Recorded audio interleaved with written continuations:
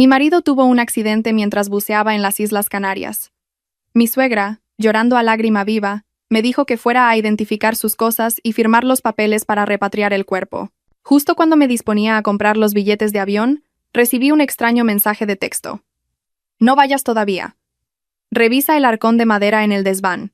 Sobre mi escritorio siempre tengo una hoja de cálculo de Excel abierta. Como actuaria de seguros, mi trabajo consiste en calcular riesgos. Para mí, la vida humana a veces se reduce a una serie de probabilidades.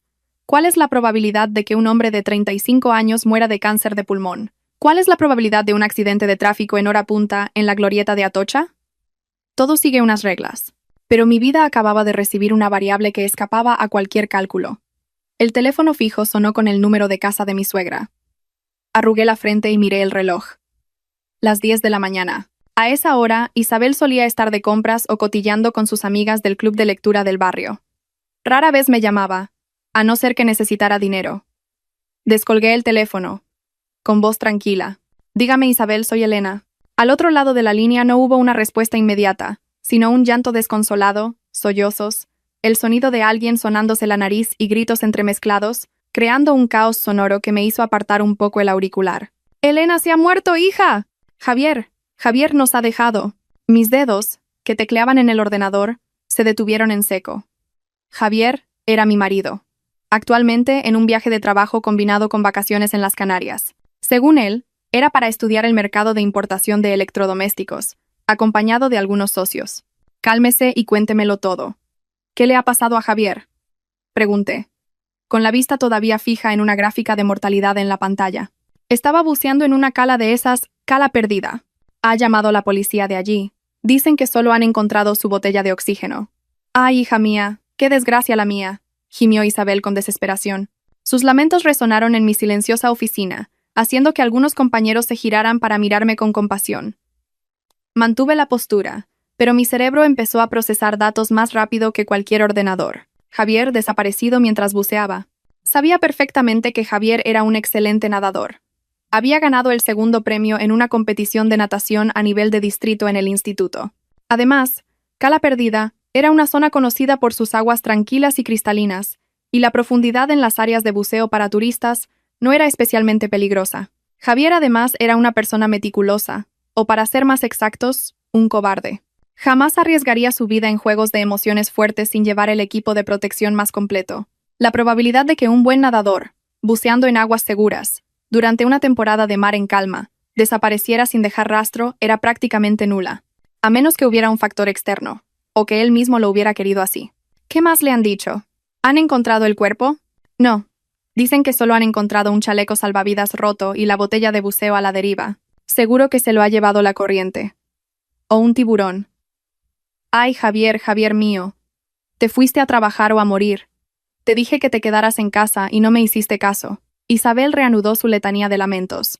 Al escucharla, no sentí un nudo en el estómago, sino un escalofrío que me recorrió la espalda. No era el miedo a perder a mi marido, sino la sospecha de alguien acostumbrada a lidiar con fraudes en los expedientes de seguros. Isabel, cálmese, por favor. Llorar ahora no soluciona nada. ¿Quién le dio la noticia, la policía o alguien más? ¿Le dejaron un número de contacto? Llamó una intérprete del consulado. Dijo que la familia tiene que ir para allá de inmediato, para identificar sus pertenencias y firmar unos papeles, y que solo entonces emitirán el certificado de defunción. Compra los billetes, hija, cómpralos ya. Yo voy contigo. Hice un cálculo mental. Javier llevaba fuera 3 días. Hoy era el cuarto. Si el accidente hubiera ocurrido, lo normal es que hubiera sido el primer o el segundo día.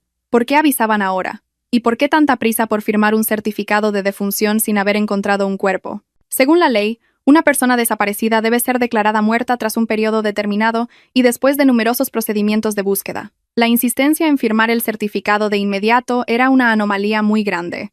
De acuerdo, preparé su pasaporte. Arreglaré mis asuntos en el trabajo y pasaré por su casa a recogerla. Colgué el teléfono, y el espacio a mi alrededor pareció volverse denso. No lloré. Extrañamente, ni una sola lágrima asomó a mis ojos. Quizás porque el amor entre Javier y yo se había desvanecido hacía mucho tiempo, reducido a una fachada de responsabilidad y cálculos económicos. O quizás porque mi intuición me decía que mi marido no estaba muerto. Abrí el navegador y busqué las palabras clave, tiempo en Tenerife últimos 3 días y accidente buceo Cala Perdida. Los resultados mostraban un sol espléndido, mar en calma, ninguna tormenta y ninguna noticia sobre un accidente turístico mortal publicada en los medios locales de las Canarias en las últimas 24 horas. Si un turista extranjero desaparecía, la prensa solía informar muy rápido. El silencio de los medios, la prisa de mi suegra, la desaparición ilógica de un buen nadador. Me levanté, guardé los papeles de mi escritorio en el maletín. Mi jefe pasó por mi lado y al ver mi expresión preguntó: «¿Qué ocurre, Elena? ¿Tienes mala cara?» «Mi marido ha tenido un accidente en Tenerife, jefe. Necesito pedir unos días libres para ir allí y solucionarlo». Mi jefe asintió de inmediato, con una mirada compasiva. Pensaba que estaba en shock, y lo estaba, pero no por la noticia de la muerte de mi marido, sino porque las cifras en mi cabeza no cuadraban. Una ecuación con los datos de entrada incorrectos no puede dar un resultado correcto. Salí del edificio de oficinas, y el calor sofocante de Madrid me golpeó en la cara. Llamé a un taxi. Mientras esperaba, saqué el móvil para comprar los billetes de avión a Tenerife en el primer vuelo disponible. Pero antes de que mi dedo pudiera tocar el botón de pagar, un mensaje de un número desconocido hizo vibrar el teléfono en mi mano. El mensaje era corto, sin remitente, pero suficiente para que la sangre se me helara en las venas. «No vayas todavía. Revisa el arcón de madera en el desván». Miré fijamente la pantalla. El número de teléfono era anónimo, imposible de rastrear. Pero ese tono de advertencia, ¿quién sabía que iba a ir a Tenerife? ¿Quién sabía que mi casa tenía un desván? ¿Y qué había en ese viejo arcón de madera que merecía ser revisado? El taxi llegó. El conductor bajó la ventanilla y preguntó: «¿A dónde vamos, señora?» Dudé un segundo y cambié de opinión. En lugar de ir al aeropuerto o a casa de mi suegra, necesitaba ir a mi casa primero, al barrio de Salamanca. Y rápido, por favor. En el coche, no aparté la vista del mensaje. Una sensación de inquietud se apoderó de mí, no por Javier, sino por mí misma. Había una trampa tendida, y yo acababa de poner un pie en ella. El piso que compartíamos estaba en la 15ª planta. Javier lo compró hacía 3 años, diciendo que era con los beneficios de sus negocios. Pero yo sabía de sobra que más de la mitad del dinero era de mis ahorros y de una hipoteca a mi nombre. Javier siempre decía que en un matrimonio todo es de los dos, pero en la escritura de la propiedad, hábilmente, puso su nombre primero y el mío después, con la excusa de que, como cabeza de familia, simplificaba los trámites. En aquel momento, o bien le creí, o estaba demasiado ocupada con mis números como para discutir. Abrí la puerta y entré. El piso estaba silencioso y frío, con un vago olor a colonia masculina. La colonia cara que Javier usaba siempre que salía a ver a clientes.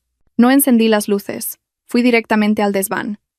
Era el lugar que Javier usaba como su despacho privado, o más bien, como su guarida para reunirse con amigos a beber o jugar a videojuegos toda la noche. Cada vez que yo me iba de viaje de trabajo, me prohibía subir a limpiar con la excusa de que temía perder papeles importantes. ¿Qué papeles importantes? Un tipo que trapicheaba con electrodomésticos de importación ilegal. Yo lo sabía de sobra, pero lo ignoraba. Ojos que no ven, corazón que no siente. La escalera de madera crujió bajo mis pies. El sol del mediodía entraba por un pequeño tragaluz e iluminaba directamente el viejo arcón de roble macizo que estaba en un rincón. Este arcón era una herencia de la familia de Isabel, que se lo dio a Javier. Decía que era muy valioso, de buena madera, pero a mí solo me parecía un trasto que ocupaba espacio. Siempre estaba cerrado con llave. Busqué la llave de repuesto. Recordé que una vez Javier, borracho, dejó caer su llavero entre los cojines del sofá. Yo lo recogí y me guardé una de las llaves del arcón sin decirle nada, por si acaso. En ese momento, fue solo una medida de prevención de riesgos, propia de mi profesión, sin imaginar que algún día la necesitaría. Mis manos temblaron ligeramente al introducir la llave en la cerradura. ¡Clac! El sonido del pestillo al abrirse sonó seco en el silencio. La pesada tapa del arcón se abrió, liberando un olor a humedad y a rancio. Miré dentro. No había dinero, ni oro, ni documentos de negocios. Lo primero que vi fue un marco de fotos. Un marco de luto. Me quedé petrificada, tapándome la boca para reprimir un grito ahogado. En la foto en blanco y negro estaba mi cara, mi sonrisa. Era la foto de carné que me hice el año pasado para renovar el visado. Junto al marco, una vela nueva, aún sin encender, pero ya colocada en un pequeño candelabro, unas ropas de luto dobladas pulcramente y, lo más espeluznante de todo, un certificado de defunción con el campo del nombre del fallecido en blanco, pero la fecha de nacimiento y el número de mi DNI ya estaban escritos. Eran los míos. Retrocedí, Tropecé con un taburete y casi me caigo. ¿Qué era esto? ¿Una broma macabra? ¿Una maldición? No. Javier no era tan supersticioso como para montar un altar en vida a su mujer para desearle mala suerte. Era un hombre práctico. Todo lo que hacía tenía que traducirse en dinero. Me acerqué de nuevo, buscando más a fondo. Debajo de una capa de tela de terciopelo, en el fondo del arcón, había un fajo de papeles. Lo saqué. Una póliza de seguro de viaje internacional, de la aseguradora Aviva, la competencia directa de mi empresa. La indemnización por accidente personal era de 2 millones de euros. Pasé rápidamente a la última página. La firma del tomador del seguro, Javier García. La firma de la asegurada, Elena Ruiz. La fecha de la firma era de hacía una semana, justo antes de que Javier se fuera a las Canarias. Pero un momento. Mi firma. Era idéntica a la mía. Pero yo jamás había firmado ese papel. Era una falsificación. Javier había falsificado mi firma para contratar un seguro a mi nombre. ¿Y el beneficiario? Mis ojos se detuvieron en la casilla del beneficiario. No era Javier. Si Javier estaba muerto, o fingía estarlo, no podía ser el beneficiario. El nombre que aparecía era claro y nítido. Marcos García, su hermano pequeño. Mi cabeza daba vueltas, pero ya no por el miedo, sino por una ira que crecía como un incendio al que se le echa gasolina. Las piezas dispersas del puzzle empezaron a encajar. Javier se va a las Canarias. Se da la noticia de su desaparición. Me incitan a ir para identificar sus cosas. Si yo iba a Tenerife, ¿qué pasaría? ¿Un accidente de tráfico en un país extranjero? ¿Un robo con violencia simulado? ¿O simplemente, yo también me iría a bucear y desaparecería como él? Si yo moría en las Canarias, esta póliza de 2 millones de euros se activaría. El beneficiario era Marcos. Javier, oficialmente muerto, no sería investigado. Marcos cobraría el dinero y luego lo compartiría con su hermano, que estaría viviendo escondido en algún lugar bajo un nuevo nombre. Seguí buscando. Un pasaporte cayó al suelo. Un pasaporte nuevo, de color burdeos. El nombre en el pasaporte era Luis Fernández, nacido en 1985, de Sevilla, pero la foto que llevaba era la de un rostro tan familiar que me dieron ganas de vomitar. Javier. Javier ya tenía preparada su ruta de escape. Un pasaporte falso que usaría para salir de las Canarias, para ir a otro país, quizás Australia, un lugar al que siempre había dicho que soñaba con emigrar, así que todo estaba claro, no era un accidente. Era una obra de teatro meticulosamente planeada, dirigida contra mi vida y contra el bolsillo de una compañía de seguros. Un plan tan cruel que no podía creer que el hombre con el que había compartido cama durante los últimos 5 años hubiera sido capaz de idearlo. Mi teléfono vibró de nuevo. Isabel. Al ver suegra en la pantalla, sentí una náusea. ¿Estaría ella al tanto? ¿O era solo un peón en la partida de ajedrez de sus 2 queridos hijos? No contesté. Necesitaba tiempo para calmarme. Necesitaba un plan. Si querían jugar a un juego de vida o muerte, les iba a enseñar lo que significaba el cálculo de una actuaria. Ellos solo veían la cifra de 2 millones de euros. Yo, en cambio, veía los errores fatales en su plan. Fotografié toda la escena. El altar improvisado, mi foto de luto, el certificado, la póliza de seguro, el pasaporte falso. Después, lo guardé todo en mi bolso. Cerré el arcón como si nada, limpiando mis huellas dactilares del cierre. Salí de la habitación y cerré la puerta. La casa seguía en silencio, pero ahora, a mis ojos, ya no era un hogar. Era la escena de un crimen que aún no se había cometido, y la víctima designada, yo, acababa de declarar la guerra oficialmente. Me senté en el sofá del salón y coloqué las pruebas que acababa de reunir sobre la mesa de centro. Mi mente estaba fría como el hielo, las emociones relegadas a un segundo plano, dejando espacio al análisis racional. Una póliza de seguro de 2 millones de euros, con una prima única de 2.500 euros. Estaba ahogado en deudas por negocios fallidos y por su costumbre de gastar sin control para mantener a sus amantes. El mes pasado, incluso me pidió 1.000 euros para renegociar un préstamo con el banco, y de repente, tenía dinero para comprar un seguro para su mujer. Seguro que era dinero prestado. O dinero de Marcos. Su hermano, un adicto a las apuestas de fútbol. ¿Y de dónde sacaba Marcos el dinero? Sin duda, de prestamistas. Estaban apostándolo todo a esta carta. Una apuesta que cambiaba mi vida por la riqueza y la libertad de los 2 hermanos. Revisé cada página de la póliza. Había una cláusula de exclusión muy importante. El seguro se negaría a pagar si la muerte del asegurado era resultado de un acto intencionado o de una violación de la ley. Pero si yo moría en un accidente en el extranjero, La investigación sería extremadamente difícil. La policía de Tenerife solo sacaría conclusiones basadas en la escena. Si lo montaban bien, el dinero llegaría a sus bolsillos rápidamente. Además, el hecho de que Javier muriera antes que yo era una jugada maestra. Según la ley de sucesiones, si el marido muere antes que la esposa, sus bienes se reparten entre la esposa, los hijos y los padres. Pero Javier no tenía bienes, solo deudas. Su muerte le ayudaba a escapar de sus acreedores en España. Después, cuando yo muriera, los 2 millones del seguro irían a parar a Marcos, el beneficiario designado.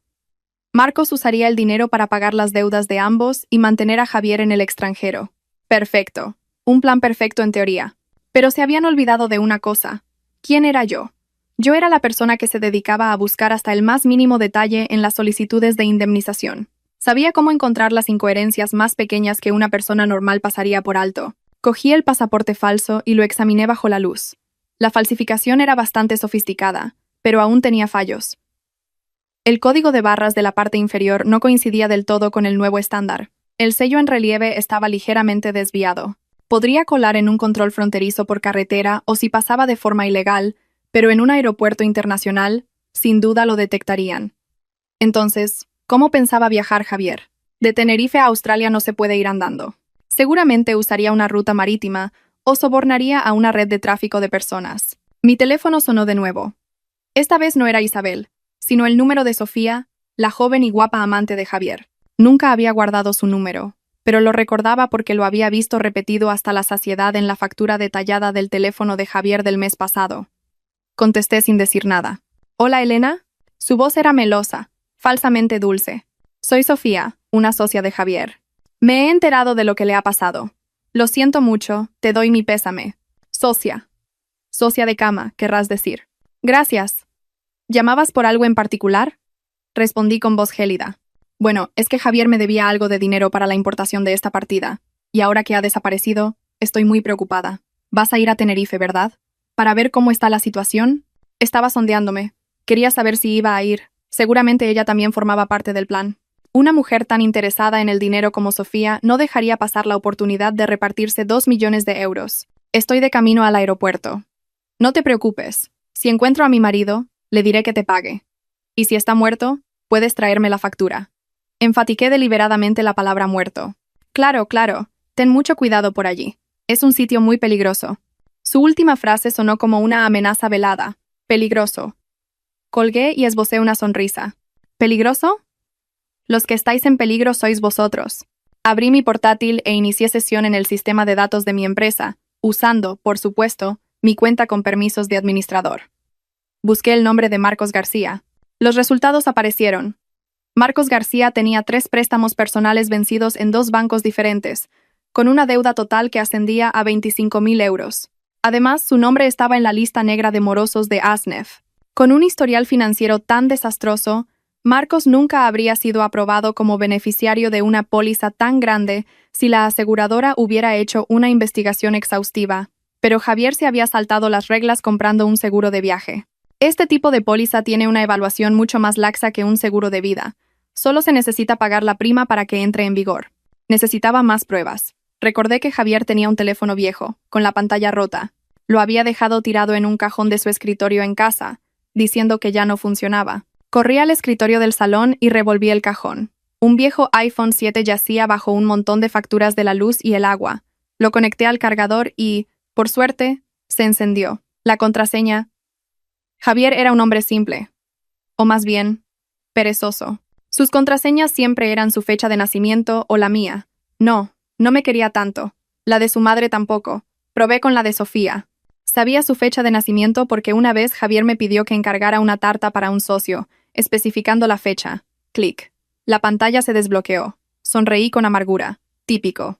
La contraseña del móvil es el cumpleaños de la amante, y la de la caja fuerte, el de la madre. La esposa es solo una sombra. Fui a la aplicación de mensajes. La mayoría habían sido borrados, pero en la papelera de WhatsApp aún quedaban algunos fragmentos de conversaciones que no se habían eliminado permanentemente. Quizás Javier pensó que el teléfono estaba roto y se descuidó. Una conversación entre mi reina así tenía guardada a Sofía y Javier. Sofía. ¿La vieja se lo ha creído? Javier. Se lo ha tragado todo, está llorando a mares. Tú sigue actuando bien, y presiona para que la tonta de Elena vaya para allá rápido. Sofía, pero cariño, ¿estás seguro de que todo saldrá bien en Tenerife? ¿Y si no muere? Javier, tranquila. Marcos se encarga de todo allí. Los camiones por esa zona conducen como locos. Un accidente de tráfico es el pan de cada día. Cuando todo acabe, yo vuelo a Australia, y tú vienes después con el dinero. Sofía, te quiero. Mi vida. Muac, muac. A medida que leía, mis manos se apretaban con más fuerza. Las palabras bailaban ante mis ojos como cuchillos clavándose directamente en mi corazón. No por celos, sino por su crueldad inhumana. Hablaban de mi muerte como si hablaran de ir a comprar el pan. Hice capturas de pantalla de toda la conversación con mi propio teléfono. Serían una prueba crucial en un juicio. Pero no era suficiente. Necesitaba pillarlos con las manos en la masa. Necesitaba un plan de contraataque. Mi propio plan de escape. El reloj marcó las 12 del mediodía. Mi estómago rugía, pero no tenía hambre. Fui a la cocina, me serví un vaso de agua y me lo bebí de un trago. El agua fría calmó la ira que ardía dentro de mí. Necesitaba un aliado. En esta guerra, estaba sola frente a la familia de mi marido y su amante. Mi suegra era codiciosa, mi marido un asesino, mi cuñado un deudor, su amante una manipuladora. Estaba rodeada de enemigos. Pensé en Carlos. Carlos era mi mejor amigo desde la universidad, ahora un brillante abogado especializado en litigios y con un profundo conocimiento del derecho internacional. Carlos me había advertido varias veces sobre Javier, diciendo que tenía una mirada falsa en la que no se podía confiar. En aquel momento, me enfadé con él. Ahora me daba cuenta de lo estúpida que había sido. Marqué su número. Hola, guapa. ¿A qué se debe el honor a estas horas? ¿Te casas por segunda vez? La voz de Carlos sonaba alegre al otro lado de la línea. Carlos, necesito tu ayuda. Es un asunto de vida o muerte. Hablé con una seriedad total, sin un atisbo de broma. Carlos se quedó en silencio un segundo. Y luego su tono se volvió grave. ¿Dónde estás? Voy ahora mismo. No vengas. Nos vemos en tu despacho. Esto no se puede hablar en mi casa. De acuerdo. En 30 minutos. Colgué y llamé a Lucía. Lucía era una antigua novia de Javier, de hacía 7 años. Él la había engañado, quitándole todos sus ahorros para una supuesta inversión, y luego la dejó sin piedad cuando ella se quedó embarazada. Poco después, ella perdió el bebé debido al estrés. Lucía odiaba a Javier a muerte. Ahora vivía y trabajaba en Tenerife como guía turística independiente. ¿Diga? Lucía, soy Elena. La mujer de Javier. ¿Por qué me llamas? No quiero saber nada de ese desgraciado. La voz de Lucía era cortante. Lo sé. Te llamo para darte una noticia. Estoy a punto de unirme al club de víctimas de Javier, pero esta vez no quiere solo mi dinero, quiere mi vida. ¿Quieres vengarte? Al otro lado de la línea hubo un silencio. La respiración de Lucía era pesada. Explícate. Le conté la historia a grandes rasgos. La falsa desaparición, la póliza de seguro, el plan para matarme en Tenerife. Maldito sea, siseó Lucía. Sigue siendo el mismo de siempre. ¿Qué necesitas que haga? Necesito que seas mis ojos y oídos en Tenerife. Conoces el terreno.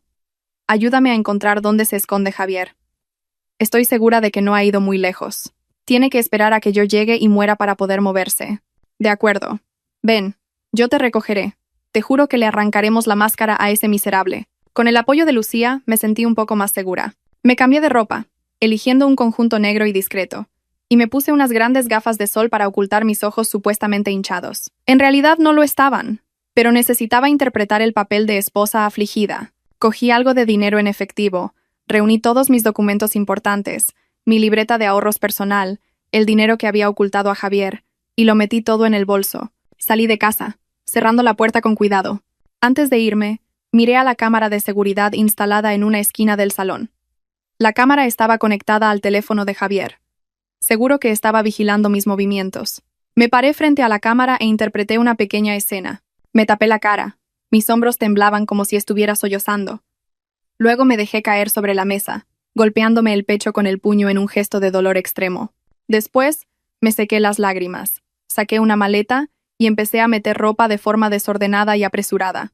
Terminada la actuación, arrastré la maleta hacia la puerta. Sabía que en algún lugar de Tenerife, Javier estaba mirando la pantalla de su teléfono y sonriendo victorioso.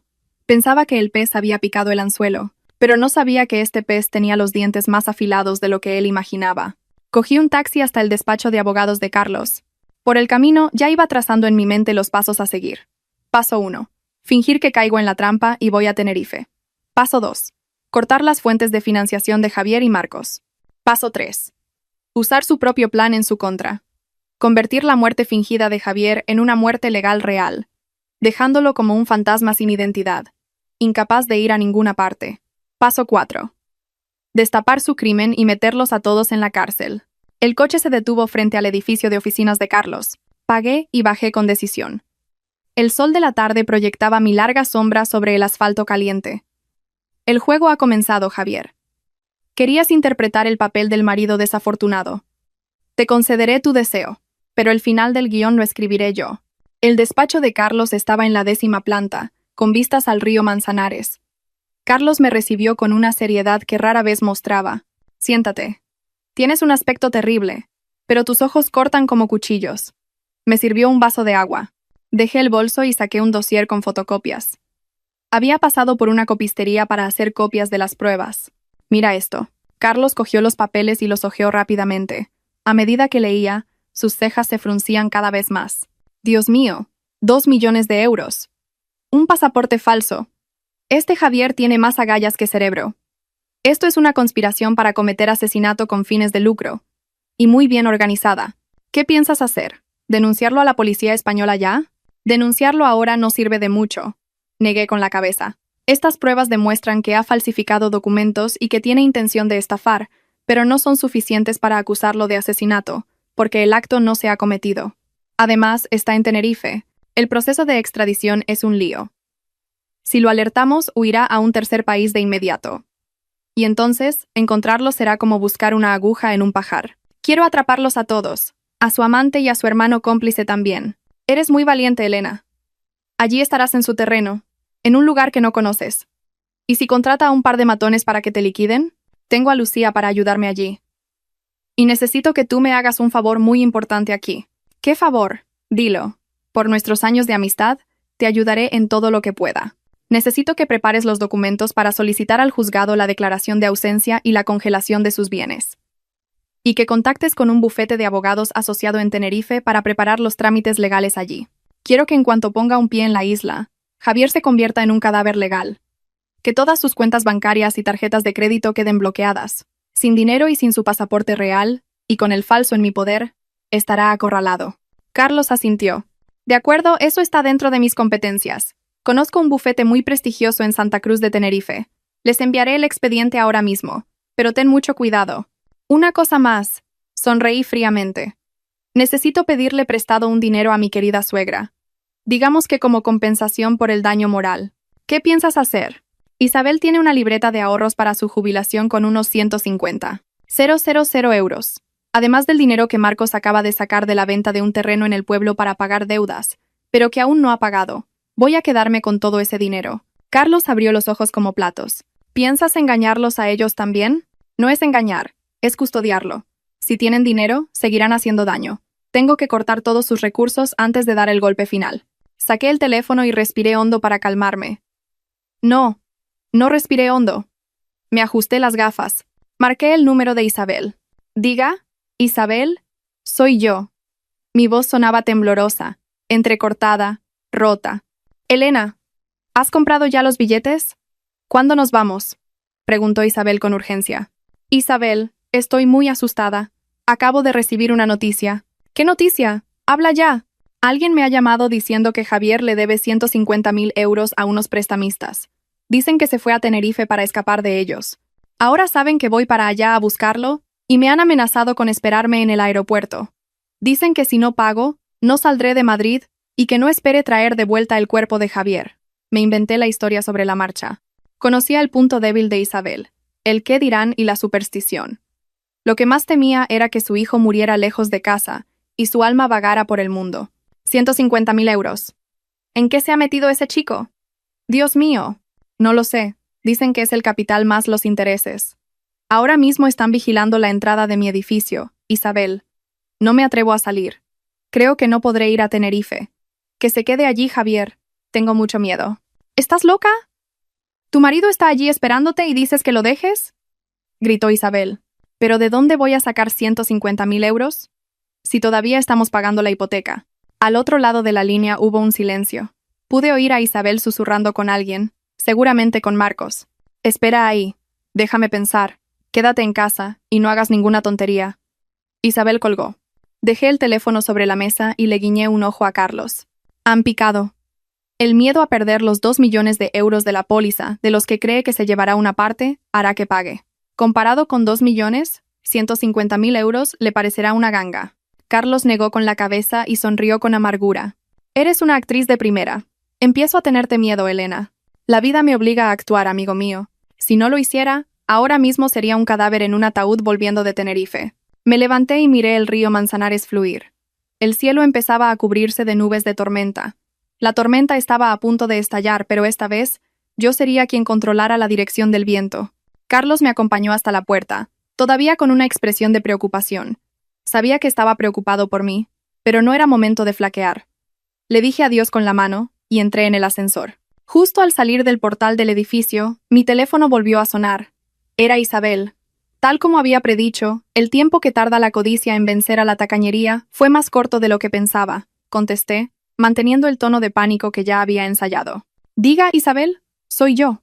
¿Qué ha pensado? Creo que no podré ir. Me han enviado un mensaje amenazándome con echarme ácido si salgo de casa sin el dinero. Al otro lado de la línea, la voz de Isabel sonaba agitada, entrecortada, como si acabara de correr una maratón. Tranquila, escúchame. Ya hemos conseguido el dinero. Marcos y yo hemos estado moviendo cielo y tierra. ¿Dónde estás? Ven a casa ahora mismo. No me atrevo a ir. Estoy escondida en casa de una amiga. ¿De verdad tiene el dinero? Son 150.000 euros. Te digo que sí. Ven aquí. Marcos te llevará al aeropuerto. Con él, esos matones no se atreverán a hacerte nada. Y si no vienes para ir a buscar a Javier, te juro que me mato. Esbocé una sonrisa, pero mi voz seguía sonando entrecortada. De acuerdo. Cogeré un taxi para allá. Espérenme, por favor. Colgué y cogí un taxi a casa de Isabel. Su chalet de 3 plantas estaba en un barrio residencial de Chamberí. Era la mayor propiedad de Isabel y el lugar donde Javier y Marcos habían crecido. Cuando entré en el salón, la tensión era palpable. Isabel estaba sentada en el sofá, con la cara roja, agarrando una bolsa de tela negra. Marcos, a su lado, no paraba de mover la pierna, mirando nerviosamente hacia la puerta. Aquí está el dinero.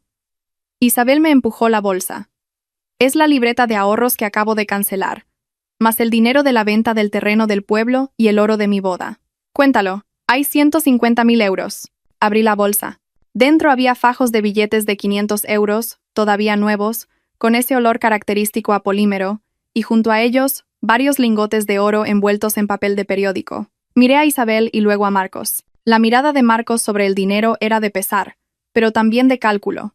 Seguramente pensaba que sacrificar ese pez pequeño le permitiría pescar el pez gordo de 2 millones. Isabel, es demasiado dinero. ¿Cómo voy a entregárselo? Me han dicho que lo transfiera a una cuenta intermediaria. Dije, devolviéndole la bolsa. ¿Una transferencia? Intervino Marcos, con voz hosca. ¿Eres tonta? ¿Transferirlo para dejar rastro? Esos matones solo aceptan efectivo. Pero estos me han dicho que por transferencia. Me han enviado el número de cuenta. Levanté mi teléfono. En la pantalla se veía un mensaje que me había enviado a mí misma desde otra tarjeta SIM, con el número de cuenta de una empresa fantasma que Carlos había preparado. Marcos me arrebató el teléfono, leyó el mensaje y maldijo por lo bajo. «Mierda. ¿Qué clase de delincuentes son estos? Bueno, da igual.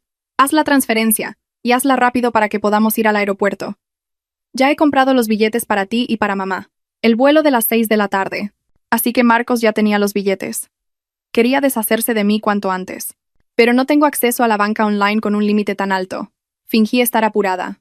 Pues vamos al banco, gritó Isabel. Muévete, Elena. Javier está solo y muerto de frío en una tierra extraña. Vamos al banco ahora. Marcos se levantó de un salto y cogió la bolsa de dinero. Vamos, te llevo al banco para que ingreses el dinero en su cuenta. Rápido. Asentí y seguí a Marcos. Sentada detrás de él en su moto, que conducía como un loco, sentí su impaciencia. Estaba fantaseando con la escena de mi muerte en un accidente en Tenerife, mientras él se embolsaba los 2 millones del seguro. No sabía que esos 150.000 euros serían la primera lección que pagaría por su estupidez. En el banco, entramos juntos al mostrador. Rellené el formulario de ingreso a la cuenta indicada. Marcos se quedó a mi lado, supervisando, con los ojos pegados a las manos del empleado que contaba el dinero. «Ya está», dijo Marcos cuando vio que el empleado sellaba el recibo. ¿Estás más tranquila ahora? Han recibido el dinero, así que te dejarán en paz. Vuelve a casa a por tus cosas y al aeropuerto. Cogí el recibo, lo doblé con cuidado y lo guardé en la cartera. Sí, vuelvo a por mi pasaporte. ¿Viene usted conmigo, Isabel? Claro que voy contigo. No me fío de ti. ¿Y si te escapas? Dijo Marcos sin rodeos. No respondí, simplemente salí en silencio.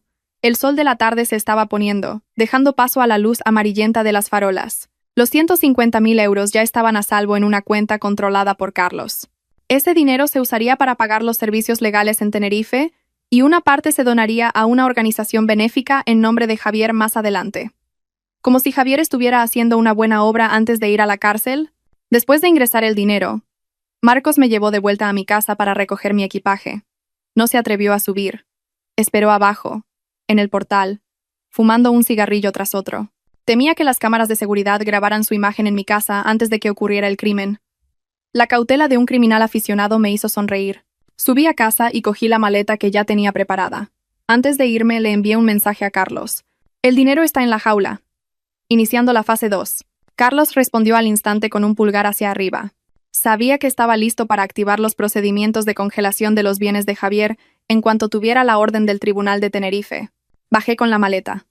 Marcos me miró y me espetó. ¿Ya está? Vámonos. Mamá está esperando en casa. He llamado a un taxi para que la recoja y vayamos directos al aeropuerto. ¿No vienes a despedirte de tu hermano Javier?, pregunté, hurgando deliberadamente en su conciencia. Marcos se sobresaltó y desvió la mirada. Estoy ocupado. Y no tengo el DNI a mano. Con que vayáis tú y mamá a encargaros es suficiente. Llámame cuando sepas algo. Claro. Cuida de la casa, ¿vale? Y ponle unas velas a Javier si no encontramos el cuerpo. Mis palabras hicieron que el rostro de Marcos palideciera. Gruñó por lo bajo. ¿Qué estupideces dices? Vamos, rápido. El taxi recogió a Isabel y nos llevó directamente al aeropuerto de Barajas.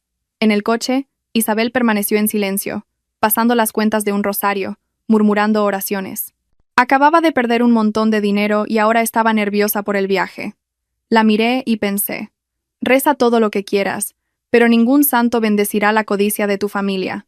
En el aeropuerto, Marcos no entró. Nos dejó en la terminal de salidas. Nos metió en la mano los billetes de avión y una reserva de hotel. Cuando lleguéis, id a este hotel. Un conocido mío de allí se pondrá en contacto para ayudaros, y más te vale que te ocupes bien de mi hermano. No te preocupes. Me ocuparé de él como se merece. Miré fijamente a los ojos de Marcos, enfatizando las últimas palabras. Marcos se dio la vuelta y se fue, sin despedirse de su madre. Su espalda se perdió entre el ajetreo de los coches. Tenía prisa por volver para preparar el siguiente acto de su obra, o para celebrarlo por adelantado. No sabía que podría ser la última vez que respiraba el aire de la libertad. Isabel y yo hicimos el check-in. Como íbamos con prisas, no llevábamos mucho equipaje facturado. Al pasar el control de seguridad, Isabel empezó a quejarse. «¡Qué grande es este aeropuerto! Me duelen los pies de tanto andar. Ayúdame». Con paciencia la ayudé. El papel de nuera devota tenía que continuar hasta que cayera el telón. Sentada en la sala de espera, abrí el móvil y comprobé mi cuenta bancaria. Los 150.000 euros ya habían sido transferidos a otra cuenta más segura. Le envié un mensaje a Sofía. Ese purtamiento de lados. Estoy en el aeropuerto. No te preocupes. Encontraré a Javier y te devolverá el dinero. Sofía no respondió. Solo apareció el doble cheque azul. Seguramente estaba ocupada con su plan de saquear mi casa. La megafonía anunció el embarque del vuelo a Tenerife. Me levanté, recomponiéndome. Este vuelo no solo me llevaba a las Canarias, sino a una batalla a vida o muerte. Pero no tenía miedo. En mi equipaje no solo llevaba ropa, sino la determinación de una mujer acorralada. El avión despegó, dejando atrás un Madrid brillante de luces. Isabel, sentada a mi lado, tenía los ojos cerrados y se agarraba con fuerza al reposabrazos. Era la primera vez que volaba al extranjero. «Elena, ¿tienes miedo?» «¿Y si el avión se cae?» preguntó temblando. «Tranquila, Isabel. La probabilidad de que un avión se estrelle es mucho menor que la de ganar la lotería». Respondí por deformación profesional. Isabel me fulminó con la mirada. «Tú siempre con tus números y tus probabilidades.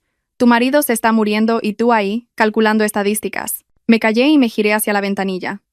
Fuera, la noche era un manto negro. Recordé los breves días felices de recién casada con Javier. Él también me había prometido muchas cosas, dibujando un futuro familiar idílico, pero todo había sido una farsa. Su verdadera naturaleza estaba podrida por dentro, alimentada por el consentimiento ciego de su madre y los malos hábitos de la sociedad.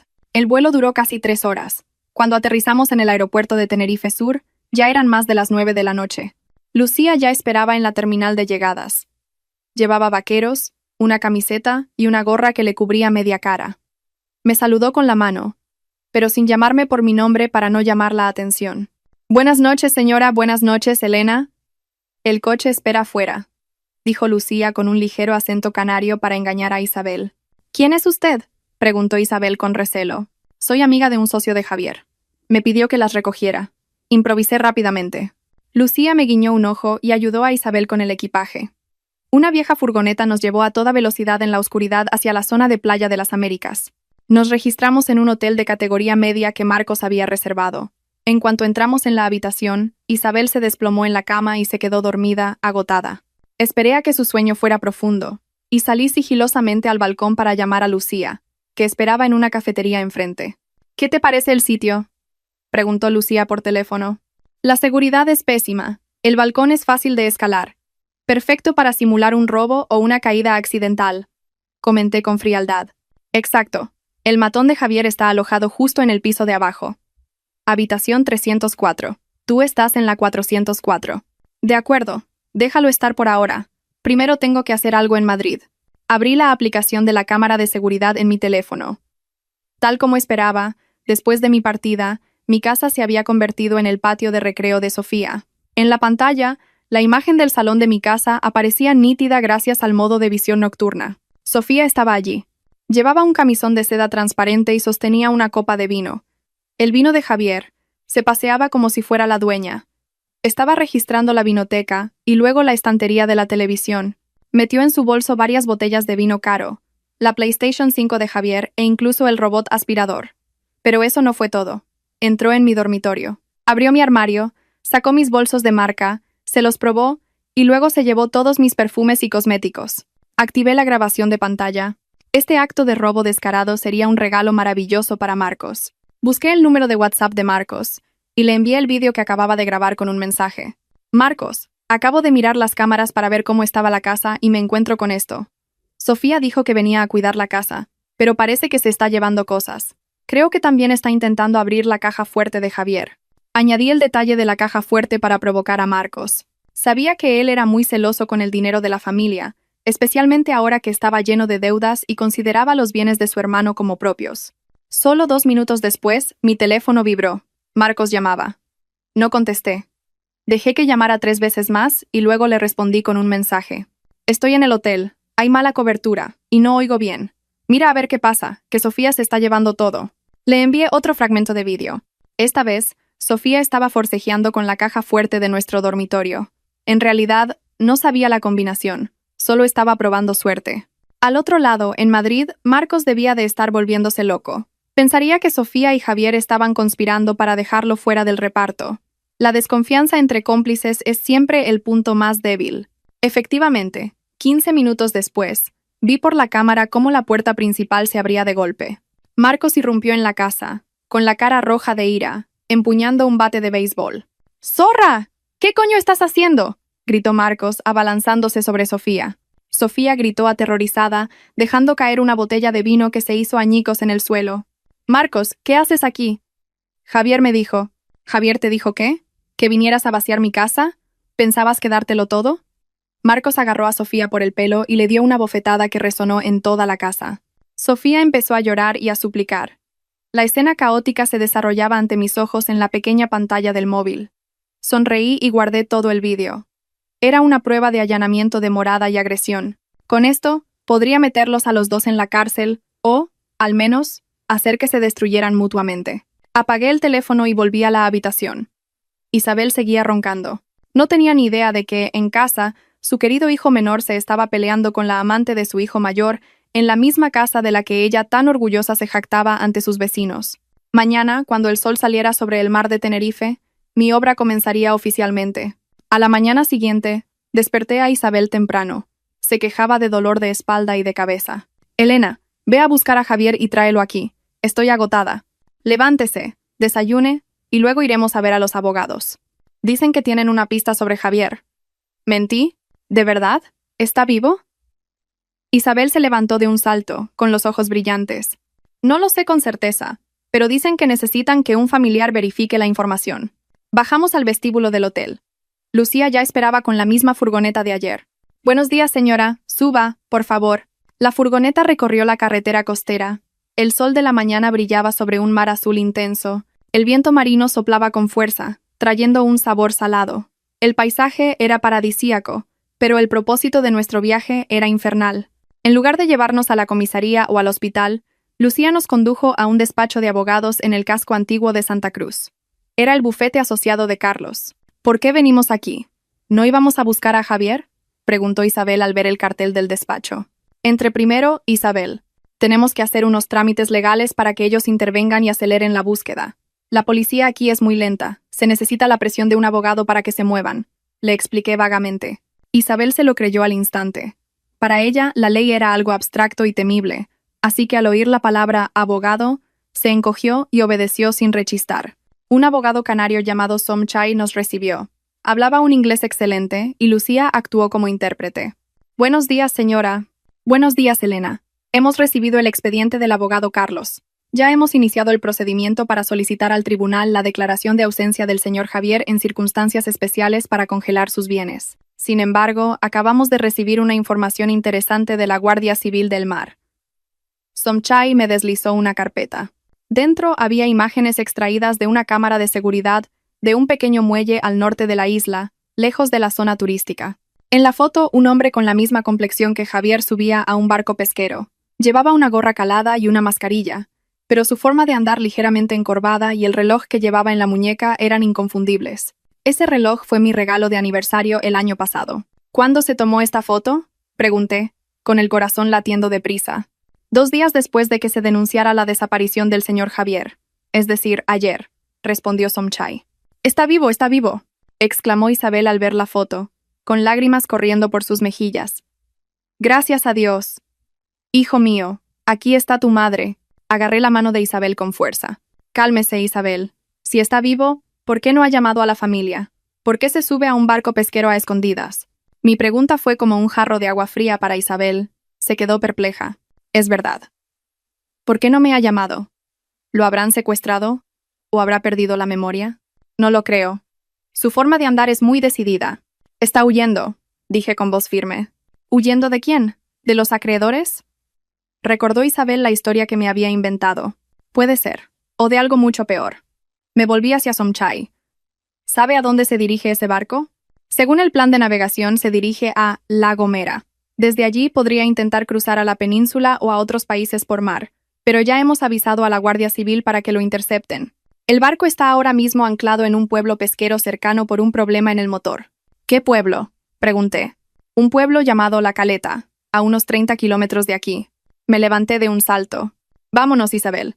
Vamos a buscar a Javier antes de que llegue la policía. Quería encontrar a Javier antes que ellos. Quería ver su verdadera cara cuando su plan perfecto se viniera abajo. Quería ser yo quien destapara toda esta farsa delante de su madre. Lucía nos sacó del despacho de abogados y condujo a toda velocidad bajo el sol de Tenerife. Isabel, sentada detrás, murmuraba oraciones, entre alegre y preocupada. Yo, en cambio, solo sentía una fría excitación. La presa estaba herida y atrapada, y la cazadora se estaba acercando. La furgoneta de Lucía recorría a toda velocidad una sinuosa carretera de montaña que descendía hacia el sur de la isla. A un lado, un acantilado vertiginoso. Al otro, el océano Atlántico de un azul profundo brillaba bajo el sol del mediodía. El paisaje era espectacular, pero la atmósfera dentro del vehículo era tan tensa como la cuerda de un violín. Isabel permanecía inmóvil, agarrada al asiento delantero, con la vista fija en la carretera. Se imaginaba un reencuentro lacrimógeno con su hijo predilecto. Yo, por mi parte, tenía los ojos pegados a la pantalla del móvil, esperando un mensaje de confirmación de Carlos. Bip, bip. El mensaje llegó. Hecho. El juzgado acaba de emitir una orden urgente para congelar todas las cuentas de Javier García y las cuentas asociadas en bancos españoles por sospecha de blanqueo de capitales y fraude al seguro. Su tarjeta de crédito es ahora un trozo de plástico inútil. Respiré aliviada. El paso más importante estaba completado. Javier estaba ahora sin un céntimo en un lugar desconocido. No podía sacar dinero, ni pagar hoteles, ni comprar billetes de barco o autobús. Estaba atrapado, Justo en ese momento sonó el teléfono de Lucía.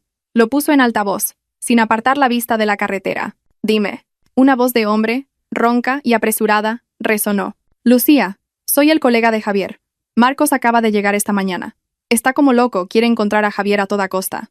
Dice que Javier y la tal Sofía lo han engañado. Me sobresalté. Marcos en Tenerife. Así que después de la pelea en casa la noche anterior, no pudo quedarse quieto. La desconfianza y la codicia lo habían empujado a volar de inmediato para reclamar su parte o para ajustar cuentas con el hermano al que consideraba un traidor. Lucía me miró por el retrovisor. Asentí, indicándole que siguiera hablando. ¿Y dónde está Marcos ahora? Está conmigo. Hemos alquilado un coche y vamos hacia el sur. Ha oído un rumor de que Javier se esconde por la zona de la Caleta. ¿Tú sabes algo? Sí, yo también voy para allá. Dicen que Javier está en el poblado de pescadores. Id para allá, nos vemos en el muelle. Lucía colgó y me guiñó un ojo. Ya están todos los actores en el escenario. Marcos está en camino. Isabel, al oír el nombre de Marcos, se inclinó hacia adelante. ¿Qué? ¿Marcos está aquí? ¿Pero no dijo que no tenía el DNI?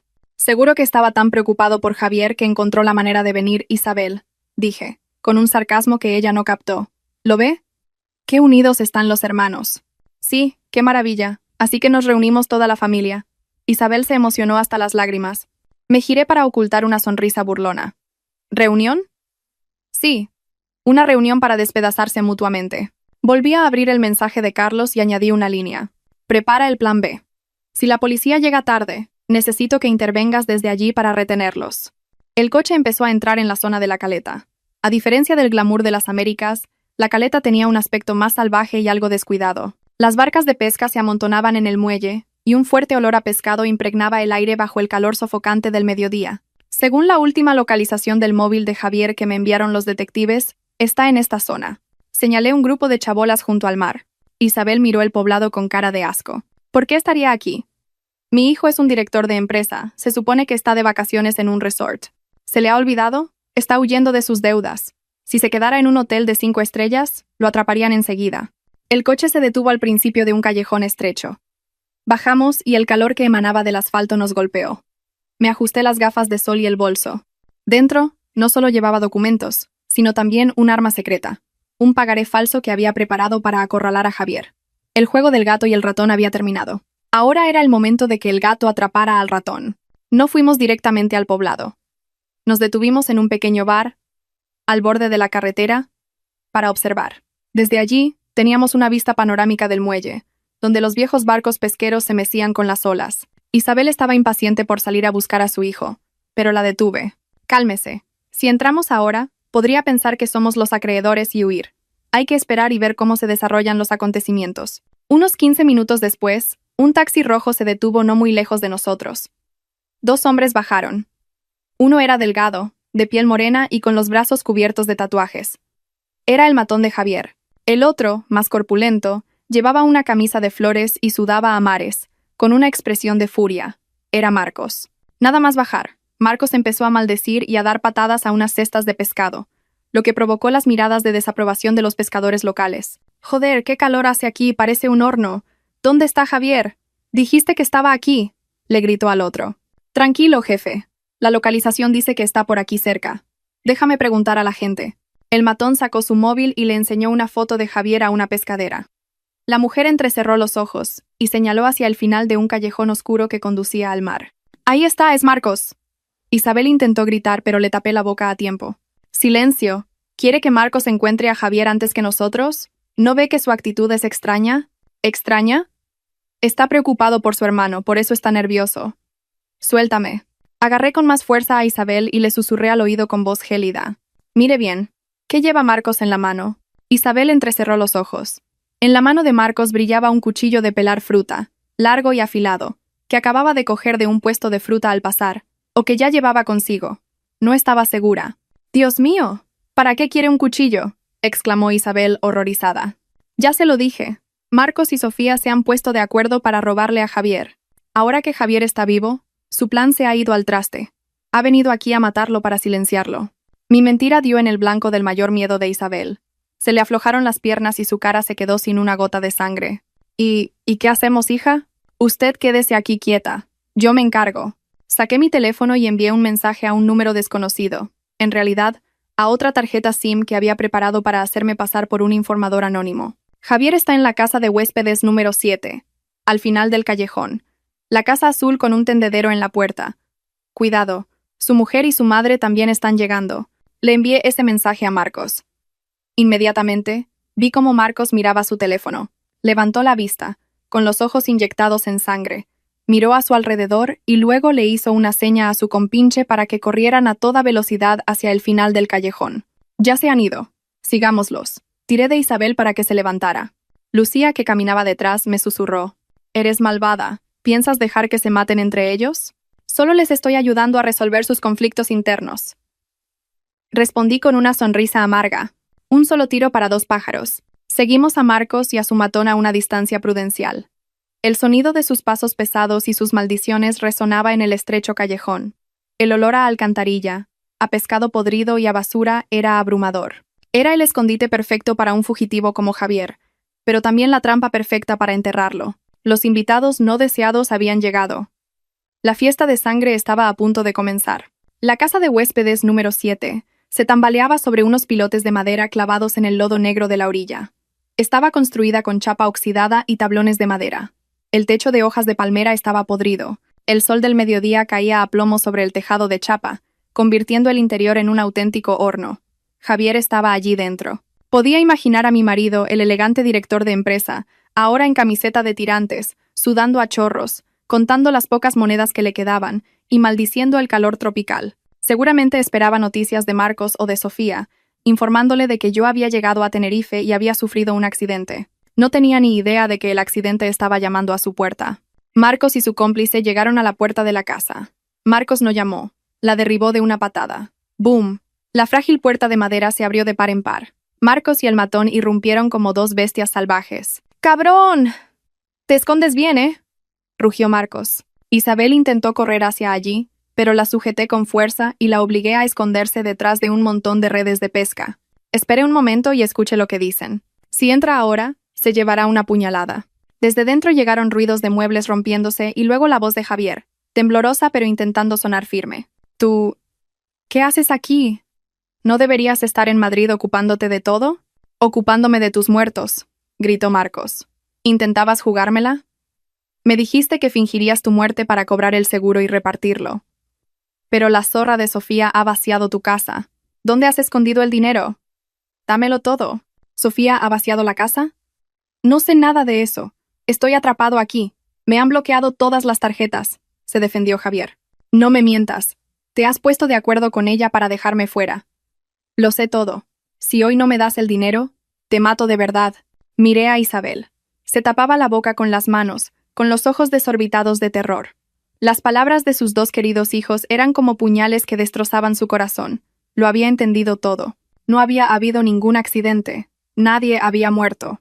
Solo una estafa y la codicia sin límites de los hijos que había parido. ¿Lo ha oído bien? Susurré. Isabel se derrumbó como una hoja seca. Ya no lloraba, solo emitía un sollozo ahogado. La verdad era demasiado cruel para aceptarla de golpe. Dentro la discusión se intensificaba. «Te juro que no sé nada. Llama a Sofía y pregúntale», gritó Javier.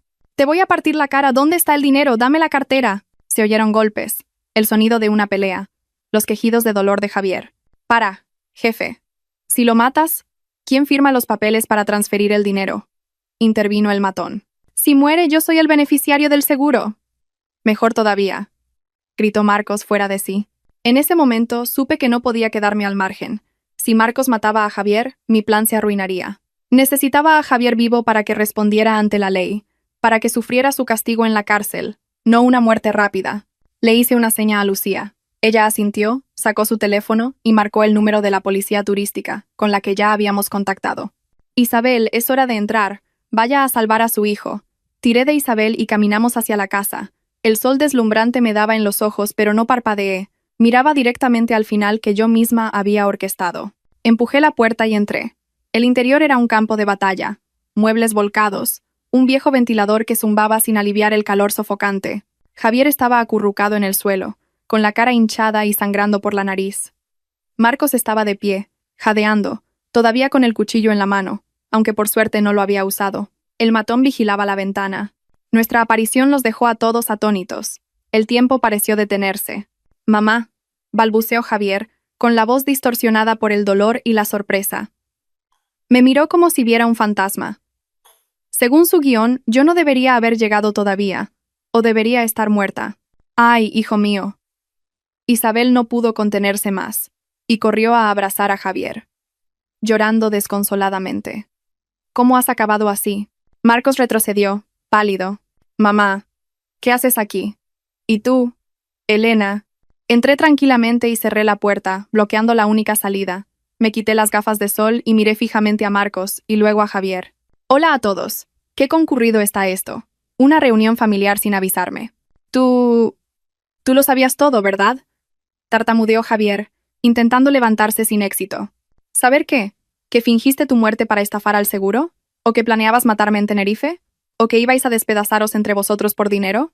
Enumeré sus crímenes con una voz monótona, como si leyera un informe financiero. Cada palabra era una bofetada. Marcos me fulminó con la mirada. Zorra, me has tendido una trampa. El mensaje anónimo lo enviaste tú. Muy listo, cuñadito. Sonreí. Pero un poco tarde. Marcos, enfurecido, se abalanzó sobre mí, levantando el cuchillo. Te voy a matar.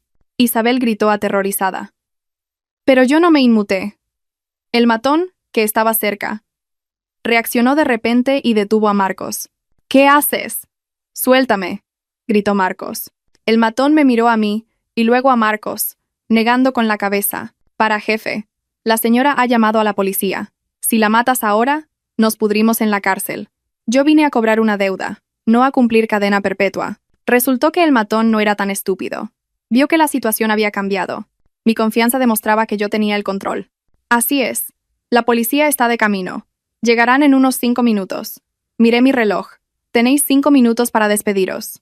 Al oír la palabra policía, Javier se quedó blanco. Se arrastró hasta mis pies y me abrazó las piernas, suplicando. Elena, sálvame. Me equivoqué. Fue Marcos quien me convenció. Yo no quería matarte. Diles a los policías que ha sido un malentendido. Te devolveré todo, empezaré de nuevo. Miré al hombre que había sido mi marido. Su cobardía me daba asco. Hacía un momento planeaba mi muerte, y ahora le echaba toda la culpa a su hermano. ¿Qué dices? Marcos, al oírlo, se enfureció, y le dio una patada a Javier que lo hizo rodar por el suelo. Tú fuiste el cerebro de todo. Tú me dijiste que falsificara los papeles. Tú me dijiste que buscara a alguien para que se encargara de Elena, y ahora me echas la culpa a mí. Los dos hermanos volvieron a pelearse. Esta vez no por dinero, sino por supervivencia, por culparse el uno al otro. Isabel en medio gritaba desesperada, intentando separarlos, pero la empujaron a un rincón. Me apoyé en la puerta, con los brazos cruzados, observando la escena de Caín y Abel. Era la venganza más dulce. No necesité mover un dedo. Su propia codicia y egoísmo los estaban destruyendo. ¡Basta ya!, grité, con una voz tan firme que los tres se detuvieron en seco. Me acerqué y arrojé el dossier de fotocopias a los pies de Javier. Mira bien. Esta es la orden de congelación de bienes del juzgado de Tenerife. Esta es la prueba de que contrataste un seguro falsificando mi firma. Y este es el vídeo de Sofía vaciando tu casa. Lo has perdido todo, Javier. Ni dinero, ni amor, ni hermano, ni familia. Javier cogió los papeles con manos temblorosas. Me miró con una desesperación absoluta. Elena, ¿por qué? ¿Cómo? ¿Cómo? Me incliné y le susurré al oído. Porque soy actuaria. Calculo los riesgos mucho mejor que tú. Tu mayor error fue tratarme como un número en tu hoja de cálculo, olvidando que era yo quien sostenía el bolígrafo. Las sirenas de la policía resonaron desde el principio del callejón. El sonido agudo rompió el aire viciado del poblado. La policía de Tenerife llegó rápidamente. Vestían uniformes marrones y llevaban las armas en la mano. Lucía acompañaba a un oficial, señalando a los 3 hombres en la habitación. «¡Arréstenlos a todos!», ordenó el oficial en español. Javier, Marcos y el matón no se resistieron. Dócilmente, extendieron las manos para ser esposados. Isabel, al ver a sus hijos arrestados, corrió a abrazar las piernas del oficial, llorando y suplicando en un español chapurreado. «Por favor, señor, suelte a mis hijos. Son buenos chicos, ha sido un error». El oficial no pareció entenderla, pero la apartó con firmeza, pero sin brusquedad. Ayudé a Isabel a levantarse y la senté en una silla. «Isabel, no haga eso. Están cumpliendo con su deber. Elena, salva a tu marido. Diles que lo suelten. Te lo ruego, te lo suplico». Isabel juntó las manos, suplicándome. La miré, sin una pizca de compasión. No puedo salvarlo. La ley no es un juego, y debería alegrarse de que lo hayan arrestado. Si hubiera escapado con las deudas que tiene en Madrid, estaría muerto de todas formas. Aquí, escondido, también habría acabado mal. Al menos en la cárcel conservará la vida. Isabel, al oír esto, se derrumbó y lloró sin consuelo. Entendió que yo tenía razón. No había salida. La policía se llevó a los 3 detenidos. Al pasar a mi lado, Javier agachó la cabeza, sin atreverse a mirarme. Marcos me lanzó una mirada de odio y miedo, y el matón murmuró una maldición, arrepintiéndose de haberse metido con esa familia de locos. Lucía y yo vimos cómo el furgón policial se cerraba y se marchaba, levantando una nube de polvo. «Se acabó», suspiró Lucía, aliviada. «¿Y ahora qué? Tengo que terminar los trámites legales. Me quedaré unos días para declarar ante la policía y los abogados. Luego volveré a Madrid para encargarme del último cabo suelto». «¿Sofía?», preguntó Lucía. «Sí. Esa víbora sigue gastando mi dinero en Madrid. Se merece una lección que no olvide jamás». Me volví hacia Isabel. Seguía sentada en el suelo, ausente, como si hubiera perdido el alma. «Levántese, Isabel. Volvamos al hotel. Mañana la llevaré al consulado para que la ayuden con los trámites de visita o para enviarle cosas a Javier». Isabel me miró con una mezcla de resentimiento, miedo y dependencia. Yo era la única persona en ese momento con la cabeza fría y el dinero para solucionar las cosas. «Elena, lo tenías todo planeado desde el principio, ¿verdad?». No respondí a su pregunta. Solo le tendí la mano para ayudarla a levantarse. «Isabel, en el mundo de los seguros hay un principio llamado máxima buena fe. Cuando ese principio se rompe, el contrato se anula. Mi matrimonio con Javier era igual. Ayudé a Isabel a subir a la furgoneta.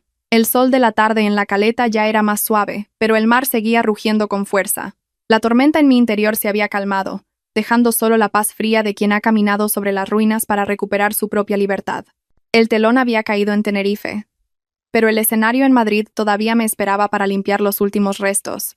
A la mañana siguiente, fui con el abogado Somchay y Lucía a la comisaría para finalizar el papeleo. Isabel insistió en venir, pero al ver a Javier demacrado, en la celda de detención, sufrió un desmayo, así que le pedí a Lucía que la llevara de vuelta al hotel.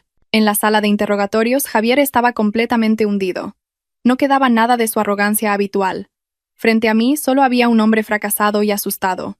Ante la perspectiva de una condena en una cárcel española por entrada ilegal, uso de documentos falsos y conspiración para cometer fraude, Javier lo confesó todo. Habló de la compra del seguro, del plan de fingir su muerte y, lo más importante, reveló el papel de Sofía. Admitió que ella le había ayudado a contactar con la red de falsificación de documentos y que era ella quien guardaba parte del dinero en efectivo que Javier había sacado antes de su viaje. Yo escuchaba, grabando toda su declaración con el permiso de la policía. Era justo lo que necesitaba. Un cuchillo afilado para cortar la retirada de Sofía. «Elena, te lo ruego», dijo Javier mirándome a través del cristal de seguridad, con los ojos llenos de lágrimas. «Lo he confesado todo.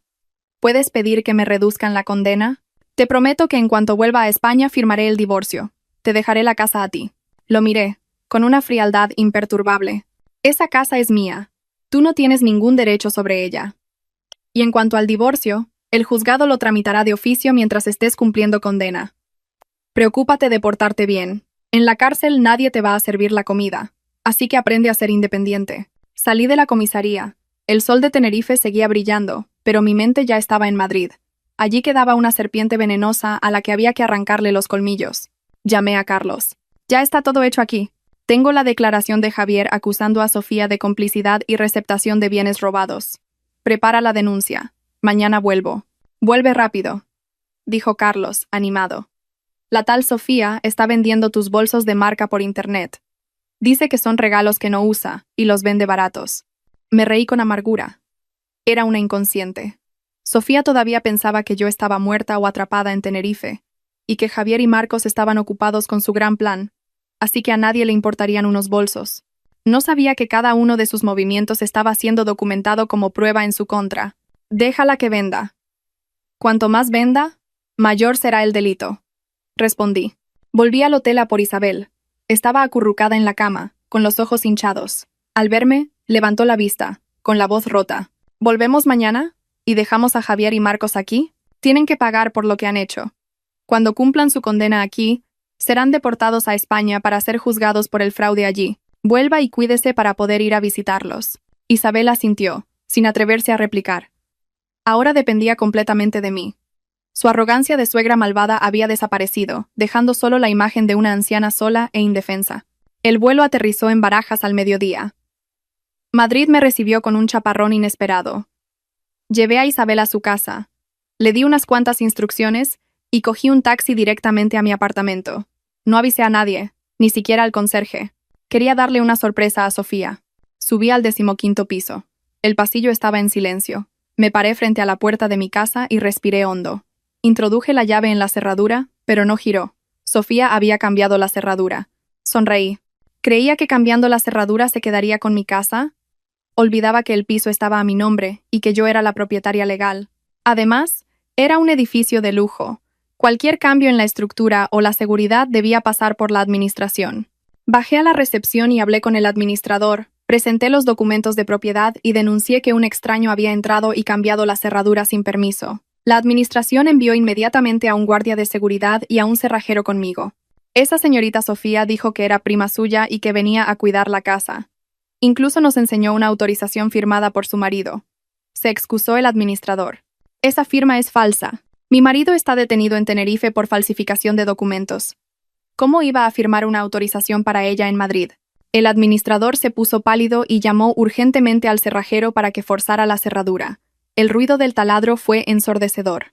La puerta se abrió. Dentro, Sofía estaba tumbada en el sofá con una mascarilla de pepino, escuchando música clásica. Al ver la puerta abierta y a un grupo de gente entrando, dio un respingo. Las rodajas de pepino cayeron al suelo. ¿Qué hacen? ¿Cómo se atreven a entrar en mi casa?, gritó, sin reconocer que yo estaba detrás de los guardias. ¿Tu casa? Avancé quitándome las gafas de sol. ¿Ya te has despertado o sigues soñando, Sofía? Al verme, Sofía se quedó sin sangre en las venas. Retrocedió, tropezó con la mesa de centro y casi se cae. Elena, ¿qué haces aquí? Creía que estaba muerta en Tenerife, o secuestrada. ¡Qué pena! Sigo vivita y coleando. Y he vuelto a reclamar lo que es mío. Yo solo estaba cuidando la casa para Javier, tartamudeó, intentando salvar la situación.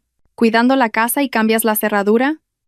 ¿Cuidando la casa y vendes los bolsos y la ropa de la dueña? ¿Cuidando la casa y te llevas todos los aparatos electrónicos? ¿Dónde están? Señalé las estanterías vacías. Señores de seguridad son testigos. Ha sustraído mis bienes. Por favor, reténganla. Voy a llamar a la policía ahora mismo. Al oír la palabra policía, Sofía se arrodilló, llorando y suplicando. Elena, por favor, perdóname. Fue un error. Javier me dijo que lo hiciera. Me dijo que como tú no ibas a volver, que vendiera las cosas y le enviara el dinero. La declaración de Javier en Tenerife dice otra cosa. Dice que tú fuiste la que lo incitó a todo. Seguid echándoos la culpa el uno al otro en el juicio. La policía llegó rápidamente, ya que Carlos les había avisado. Se llevaron a Sofía, humillada. Los vecinos salieron a curiosear, señalando y cuchicheando. La influencer glamurosa de ayer ahora caminaba con la cabeza gacha y esposada como una delincuente. Me quedé en medio de mi casa devastada, sintiendo un vacío. Lo material se puede recuperar, pero la confianza perdida, jamás. Pero no importaba. Lo reconstruiría todo desde cero. Una nueva vida, limpia, sin la sombra de los traidores. Los días siguientes fueron un torbellino de limpieza. Contraté a un equipo profesional para desinfectar toda la casa. Tiré todo lo que tenía que ver con Javier, su ropa, sus zapatos, sus libros, las fotos de la boda. Todo fue a parar a bolsas de basura. También cambié todos los muebles del dormitorio. No quería dormir en la cama donde había dormido ese traidor. Carlos vino a ayudarme con los trámites legales. Con las pruebas que había reunido los vídeos de las cámaras, los mensajes, la declaración de Javier y la detención infraganti, Sofía no tenía escapatoria. Fue acusada de allanamiento de morada y robo. Sumado a su implicación en la red de falsificación, se enfrentaba a una condena considerable. Isabel me llamaba de vez en cuando, con voz débil, para preguntar por Javier y Marcos. Le respondía de forma concisa, con la verdad, sin añadir ni quitar nada. También usé una parte de los 150,000 euros para enviarle dinero a Isabel para sus gastos, como un último gesto de nuera antes del divorcio. Le dejé claro que era su propio dinero, que yo solo se lo había guardado para que Javier y Marcos no se lo gastaran en apuestas o mujeres. Isabel solo pudo llorar y darme las gracias. Quizás al final de su vida se daría cuenta de quién había sido realmente bueno con ella. Una tarde, sentada en el balcón, mirando la bulliciosa ciudad, sonó mi teléfono. Era Lucía, desde Tenerife. Elena, el tribunal de aquí ya ha dictado la sentencia preliminar. Javier, 2 años de cárcel. Marcos, 1. Por alteración del orden público y entrada ilegal. Después de cumplir la condena, serán deportados. Gracias, Lucía. Has trabajado mucho. No es nada. Verlos castigados me ha dado una gran satisfacción. He vengado lo que me hicieron hace años. Ah. Y te he enviado un regalo. Ah. ¿Un regalo? Una foto. Mira tus mensajes. Abrí el mensaje. Era una foto de Javier y Marcos en la cárcel, con la cabeza rapada, vistiendo el uniforme de presos, sentados en el suelo comiendo. Se les veía demacrados, delgados, sin rastro de su antigua arrogancia. Miré la foto, sin sonreír ni llorar, solo con una extraña calma. El precio de la codicia y la traición siempre es alto. Borré la foto. No necesitaba guardar imágenes tan feas en mi memoria. Me levanté y me estiré. El viento de la tarde me alborotó el pelo. Mañana presentaría la demanda de divorcio en el juzgado. 2 años después, el juicio por estafa y apropiación indebida de Javier García y sus cómplices tuvo lugar en la Audiencia Provincial de Madrid. Javier y Marcos habían sido deportados de vuelta a España tras cumplir su condena en Tenerife. Nada más bajar del avión en Barajas, fueron esposados y llevados a prisión preventiva para la investigación del caso de fraude al seguro y falsificación de documentos. Fui al juicio como víctima y testigo. Llevaba un sencillo vestido blanco y un maquillaje ligero, proyectando una imagen de elegancia y confianza. En el banquillo de los acusados, Javier, Marcos y Sofía estaban cabizbajos. 2 años en una cárcel extranjera habían convertido a Javier en un hombre avejentado, con canas y la espalda encorvada. Marcos estaba esquelético, con los ojos hundidos. Sofía no estaba mejor después de su tiempo en prisión preventiva. Su aspecto de influencer había desaparecido por completo, reemplazado por un rostro pálido y asustado. Isabel estaba sentada entre el público, llorando desconsoladamente al ver a sus 2 hijos. Me senté a cierta distancia de ella. Le hice un leve gesto con la cabeza cuando me miró, pero no me acerqué. La distancia entre nosotras ya no era solo de unos asientos, sino un abismo insalvable. El juez interrogó a los acusados. Javier admitió todos los cargos con la cabeza gacha y voz apenas audible. Reconoció haber planeado su falsa muerte para cobrar los 2 millones del seguro y haber falsificado un pasaporte para huir al extranjero. También confesó haber estafado a otras personas anteriormente con sus negocios. Marcos y Sofía tampoco pudieron negar las pruebas irrefutables que yo y la fiscalía presentamos. Cuando el juez me invitó a hablar, me levanté y dije con voz clara: «Señoría, no pido ninguna compensación material, porque lo que me han quitado no es solo dinero, sino la confianza y el afecto. Solo pido que el tribunal aplique la justicia para que sirva de lección a quienes desprecian la ley y la vida humana». Tras deliberar, el juez leyó la sentencia. Acusado Javier García, 12 años de prisión por los delitos de estafa agravada, falsificación de documento público y proposición para cometer asesinato. Acusado Marcos García, 3 años de prisión por complicidad y encubrimiento. Acusada Sofía Ruiz, 3 años de prisión por receptación y allanamiento de morada. El martillo del juez resonó, cerrando el caso. Isabel gritó el nombre de sus hijos y se desmayó. La policía se llevó a los condenados. Javier se giró para mirarme por última vez, con una mirada de arrepentimiento, pero ya era demasiado tarde. Salí del juzgado. El sol de Madrid brillaba con la misma intensidad de siempre. Carlos me esperaba en la puerta, sonriendo. Se acabó. Felicidades, ya eres completamente libre. Gracias, Carlos. Sin ti, no sé qué habría hecho. Somos amigos, no hay de qué. ¿Y ahora a dónde vas? A la playa. Necesito respirar aire puro. Elegí Mallorca para mis vacaciones. Alquilé un pequeño bungalow junto al mar, donde podía oír el susurro de las olas toda la noche. Por la mañana, me levantaba temprano para ver el amanecer. El mar Mediterráneo era de un azul intenso, y el sol, una bola de fuego, emergía lentamente del horizonte, tiñendo el agua de rosa. Paseé descalza por la orilla, sintiendo la arena fina y las olas frescas en mis pies. Recordé los últimos meses como una larga pesadilla. Todo había quedado atrás. Saqué el anillo de boda de mi cartera, la alianza de oro blanco con un pequeño diamante, el símbolo de un matrimonio de 5 años lleno de mentiras. Lo había guardado hasta hoy, no por nostalgia, sino para esperar este momento, el momento en que mi corazón estuviera en paz. Miré el anillo por última vez y, con un gesto decidido, lo lancé lejos, al mar. El anillo dibujó un pequeño arco en el aire, Brilló bajo el sol y se hundió en las profundidades. El mar se tragaría ese doloroso pasado por mí. Respiré hondo, llenando mis pulmones del olor salado del mar y de vida. Sonreí. El teléfono vibró en mi bolsillo. Nuevo proyecto de seguros de vida. Necesitamos un jefe de equipo con experiencia y carácter. ¿Te interesa? Respondí al instante. Acepto. El lunes estaré allí. Me di la vuelta y empecé a caminar por la playa. Ante mí se abría un nuevo día radiante. Soy Elena, una actuaria. He calculado los riesgos del pasado, y ahora es el momento de invertir en mi propio futuro. Un futuro donde la felicidad no es una variable, sino una constante.